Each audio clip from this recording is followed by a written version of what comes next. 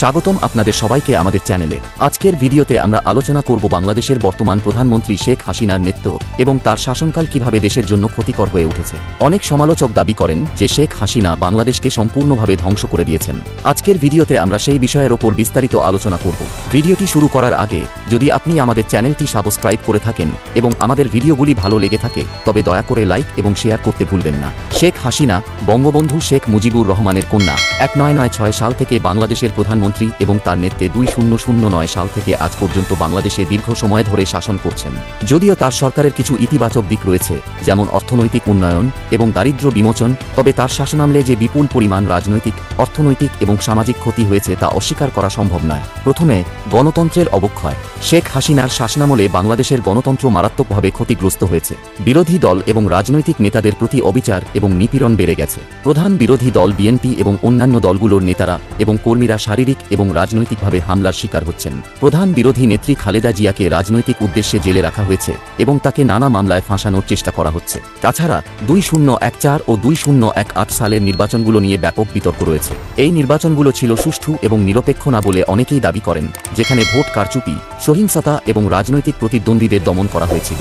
শেখ হাসিনা সরকারের অধীনে নির্বাচন কমিশনও কার্যকরভাবে স্বাধীন হয়নি। অনেক সময় অভিযোগ উঠেছে যে নির্বাচন কমিশন সরকারের পক্ষেই কাজ করছে। তাছাড়া বিরোধী দলগুলোকে নির্বাচনে অংশগ্রহণের জন্য ভয়ভীতি দেখানো হয়েছে, যা একটি গণতান্ত্রিক রাষ্ট্রের জন্য ভয়াবহ সংকেত। এরপর আসি দুর্নীতি এবং পরাধীনতা বিষয়ে। শেখ হাসিনা সরকার এবং তার দলের বিরুদ্ধে বারবার দুর্নীতির অভিযোগ উঠেছে।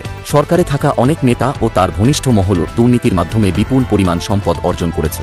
বিএনপি বা অন্যান্য দল যেভাবে দুর্নীতির বিরুদ্ধে কথা বলতো, শেখ হাসিনার দলও ঠিক তেমনিভাবে সেই পথ অনুসরণ করেছে। কিন্তু বিভিন্ন প্রকল্প, বিদেশি ঋণ এবং সরকারের প্রভাবশালী কর্মকর্তাদের মাধ্যমে দুর্নীতি কমেনি, বরং তা আরও বেড়েছে। একটি নজিরযোগ্য উদাহরণ হচ্ছে পদ্মা সেতু প্রকল্প, যেখানে সরকার দাবি করেছিল যে তারা দেশকে উন্নতির পথে এগিয়ে নিয়ে যাচ্ছে, কিন্তু সেই প্রকল্পের সাথে সংশ্লিষ্ট দুর্নীতির ঘটনা এবং আন্তর্জাতিক চাপের পরেও এটি স্পষ্ট হয়ে গেছে যে উন্নয়ন কাজের নাম করে সরকার শুধুমাত্র নিজেদের ব্যবসায়িক স্বার্থ রক্ষা করছে। যদিও পদ্মা সেতু নির্মাণ দেশের জন্য গুরুত্বপূর্ণ, তার প্রকল্প পরিচালনায় থাকা দুর্নীতি এবং অব্যবস্থাপনা সরকারের পক্ষে একটি বড় প্রশ্নচিহ্ন হয়ে দাঁড়িয়েছে। তবে মানবাধিকার লঙ্ঘনও অনেক বড় একটি সমস্যা।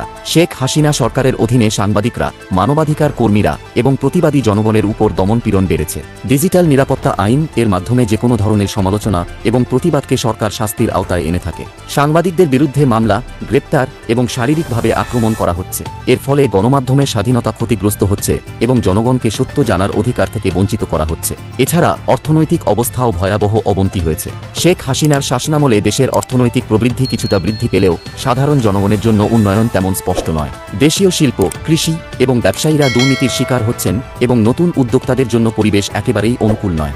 অর্থনীতির দুর্বলতাগুলি অগ্রগতির পথে বড় বাধা হয়ে দাঁড়িয়েছে। পরিশেষে ভবিষ্যতের জন্য সংকট। শেখ হাসিনার শাসনামলে যে সামাজিক ও রাজনৈতিক স্থিতিশীলতা তৈরি হওয়ার কথা ছিল তা এক ধরনের সংকটের দিকে যাচ্ছে। সুশাসনের অভাব, রাজনৈতিক সহিংসতা এবং রাষ্ট্রের অপব্যবহার, এসব বিষয়গুলো ভবিষ্যতে বাংলাদেশের জন্য আরও বড় সংকট তৈরি করতে পারে।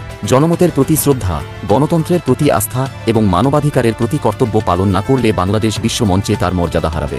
এখন আপনাদের মতামত জানতে চাই। আপনি কি মনে করেন যে শেখ হাসিনার নেতৃত্ব বাংলাদেশের জন্য উপকারী ছিল, না যে তিনি দেশের ক্ষতি করেছেন?